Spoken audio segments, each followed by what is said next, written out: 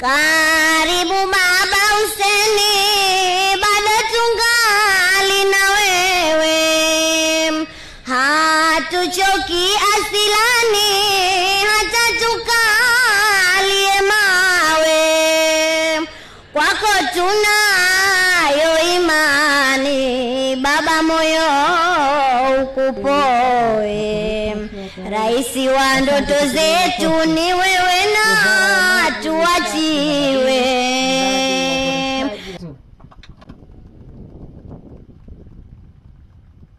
Kwa mara nyingine tena leo tarehe 1 Oktoba 2025 tumekusanyika hapa kwa ajili ya kuzindua mradi wa kimkakati unaolenga kuimarisha mfumo wa umeme hapa Zanzibar, mradi ambao tayari nimeshauzindua muda mdogo uliopita pale Mtoni katika kituo chetu kikuu cha kupozea umeme. Kuzinduliwa kwa mradi huu ni ishara ya nia njema ya serikali katika kutekeleza ahadi zake kwa wananchi kupitia ilani ya CCM na mipango yetu mikuu ya maendeleo.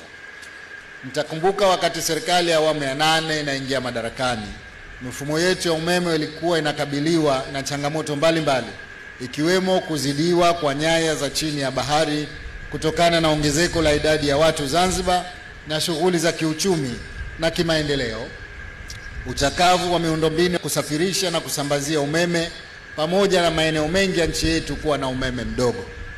Kwa kuwa serikali iliahidi kuimarisha huduma za umeme Zanzibar, tulichukua juhudi za makusudi na kuja na mradi huu ambao kwa kiasi kikubwa umeondoa changamoto ya umeme mdogo.